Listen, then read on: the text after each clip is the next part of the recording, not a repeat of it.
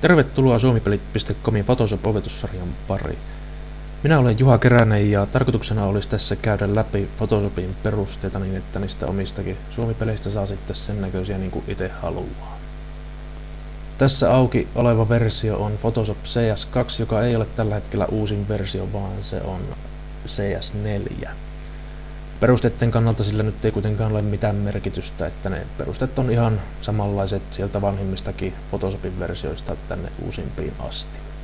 Aloitetaan aukaisemalla tähän yksi kuva, eli mennään tänne File-valikkoon ja valitaan sieltä Open, tai vaihtoehtoisesti painetaan Ctrl-Ota. Ja tämä kuva on minun ottama digikuva hevosen kengästä, jonka voit ladata halutessasi tuolta suomipelit.comin sivuilta. Eli valitaan se tuosta ja painetaan Openia. Ja minä pikkusen zoomaan taaksepäin, että näkyy kunnolla. Näin. Ja tämä on aika iso kuva, jos sitä haluaisi käyttää esimerkiksi nettisivuilla tai vaikka peleissäkin, mutta että digikuvaksi ihan hyvin normaalin kokoinen. Lähdetäänpä sitten katsomaan heti näitä työkaluja, mitä täältä löytyy. Eli täällä vasemmalla puolella tätä ruutua on tämmönen työkalupalkki, joka on Photoshopissa, sitä sanotaan tool paletiksi. Ja täällä ylhäältä löytyy 3 kappaletta valintatyökaluja, eli tämmöinen neliömuotoinen valintatyökalu, sitten lassotyökalu ja tällainen taikasauva valintatyökalu. Ja jos lähdetään liikkeelle ihan tästä suorakulmaisesta työkalusta, mikä on jo valmiiksi valittuna, ja sen voi valita tältä näppäimistöltä kätevästi M-kirjaimella, niin tällä siis piirretään vain tähän kuvaan tällaisia valintoja. Ja näillä valinnoilla sitten pystyy tekemään tässä kuvassa monia asioita, eli näitä pystyy esimerkiksi siirtelemään, kopioimaan toiseen paikkaan ja niin poispäin.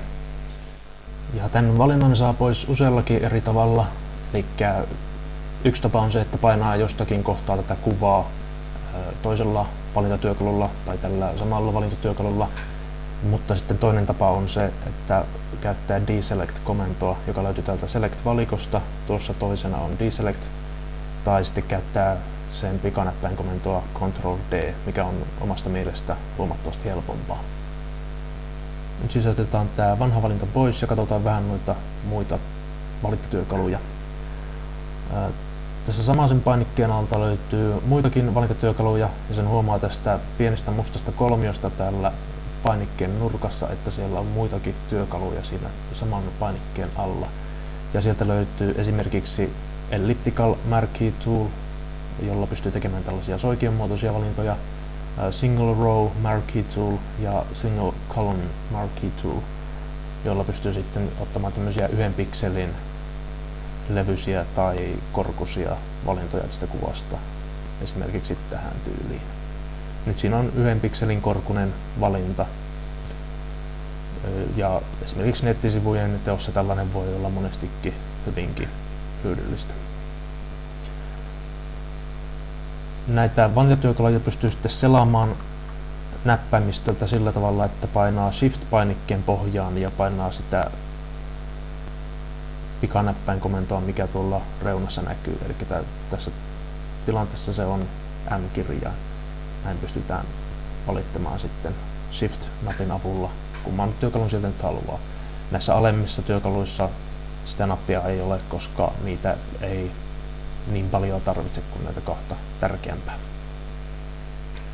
Sitten toinen valintatyökalu, mikä tässä alla on lassotyökalu, joka on hieman vaikea käyttöinen. Sen pikanäppäin on L, mutta tätä tulee hyvin harvoin itse ainakin käytettyä.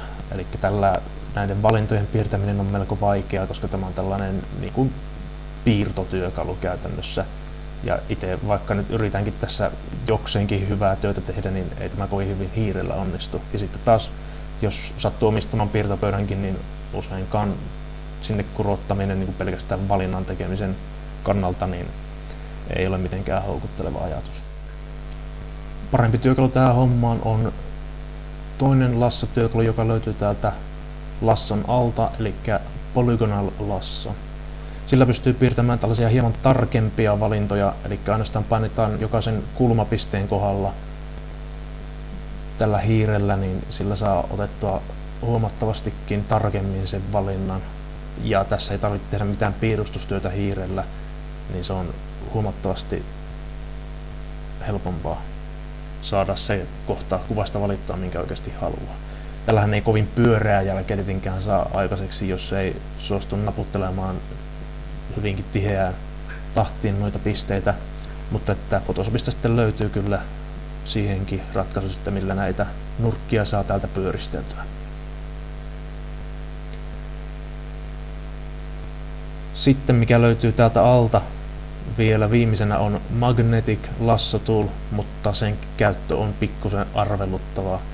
Eli tässä ideana on se, että tämän pitäisi niin kuin magneettisesti valita kuvasta oikea kohta, mutta että jos tätä niin kuin alkaa käyttämään, niin ei se, no jokseenkin hyvin se toimii, mutta ei se oikein tahdo ottaa sieltä oikeita kohtia kuvasta. Käytännössä jos tässä tämä kuva olisi niin kuin suunnilleen niin, että tässä olisi niin valkoinen tausta ja sitten olisi joku hyvinkin tumma kuvio siinä, niin tämä saattaisi toimia oikeinkin hyvin, mutta että tällaisissa kuvissa voisi sanoa, että täysin hyödytön työkalu. Sitten viimeinen, mikä täältä löytyy, oli tämä taikasauvatyökalu, jonka pikanäppäin on W. Ja tämä työkalu on hyvinkin mielenkiintoinen siksi, että sen pitäisi jotenkin taianomaisesti valita oikeat kohdat täältä kuvasta. Jos nyt haluaa vaikka valita tästä tätä punaista seinää, niin se ottaa sieltä tietynlaisen kohdan, joka vastaa sen klikatun pisteen väriarvoja jollain skaalalla. Sitä skaalaa pystyy täältä kasvattamaan, tällä on tolerance, eli tällainen sietokyky valinta. Eli kun tätä kasvatetaan, niin sitten pystytään ottamaan hieman laajempia alueita tai se niin kuin sietää suurempia värimuutoksia, mutta sitten niin kuin täällä huomataan, niin se alkaa jo valitsemaan tältä hevosen kengästäkin osaa, että kun sen väriarvot ja kirkkausarvot vastaa tarpeeksi lähelle sitä kohtaa, jota painettiin, niin se sitten alkaa valitsemaan sieltä jo semmoisiakin alueita, mitä itse ei haluta.